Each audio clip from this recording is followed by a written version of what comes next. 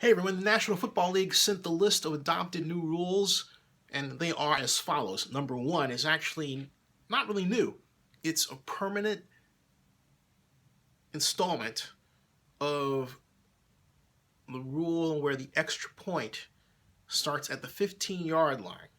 Last year, 2015, was tried as an experiment. Now it's permanent, meaning the extra point will forever be an adventure in pro football, at least as pro football is played by the National Football League. That's number one. Number two, by competition committee, of course, permits the offensive and defensive play callers on the coaching staffs to use the coach to player communication system regardless of whether they are in the press box or on the sideline. And that's a big deal because a person can be on the sideline, maybe they have a communications breakdown or snafu. They can automatically give it to the person in the press box.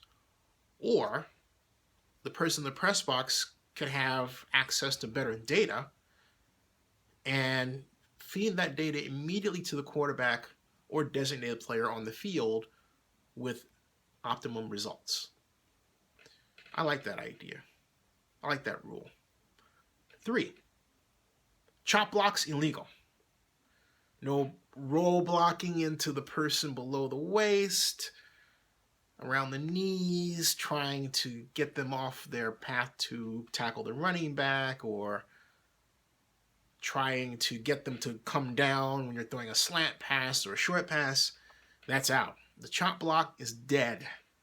And with it, a form of zone blocking that created 1,000-yard rushers out of people like Terrell Davis when he was with the Denver Broncos under offensive line coach Alec Gibb.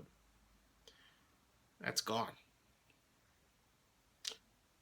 And the other one, this is actually 1, 2, and 3 were adopted, and then 16, 17, 18, and 19. So they are as follows.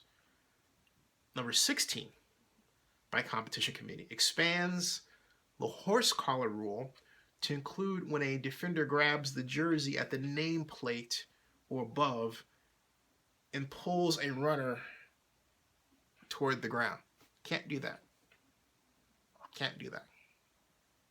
17, or number 5 if you like, by competition committee, makes it a foul for delay of game when a team attempts to call a timeout when it is not permitted to do so. Ooh, that means if you have a lapse of memory and you call a timeout and think the timeout is one that you have the right to call and you don't, sorry, Charlie, that's a delay of game penalty. Wow. And no, it's not the coach, it's the team, which means if you have a quarterback that maybe is a little out of it, or a running back that wasn't exactly paying attention to the timeout tally and turns around and does this, and there's no timeout, delay a game penalty, 5 yards will cost you. Now, by competition committee, eliminates the 5-yard penalty for an eligible receiver illegally touching a forward pass after being out of bounds and reestablishing himself in bounds and making it, and then it makes that a loss of down. Let's try this again. All right. It used to be a 5-yard penalty if you went out of the field of play, okay, and you're eligible receiver. Let's say you're a wide receiver or a running back or a tight end. You go out of the field of play. Maybe you're pushed out, something like that. You go out of the field of play. You go out of the sidelines. You're in the coaching area or you're on the bench, knocked over there, and you come right back into the game, right?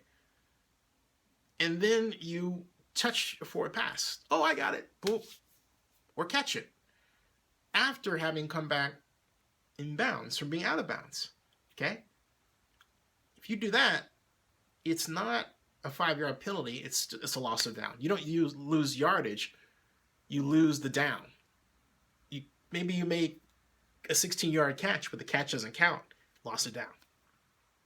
And finally, by competition committee, eliminates multiple spots of enforcement for a double foul after change of possession. So basically, it means that you can't have all these charges. You have to have one. That's it. So those are the rules as they stand right now, the ones that have been adopted.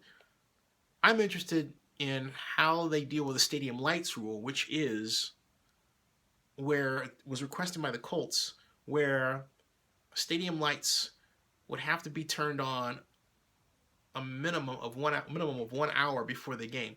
I had suggested that the time be increased to 90 minutes because it takes roughly 30 minutes for the lights to warm up anyway. So effectively, you've got, 30 minutes, not an hour. So there we go. Stay tuned. The last day of the NFL annual meeting 2016 is tomorrow. Stay tuned.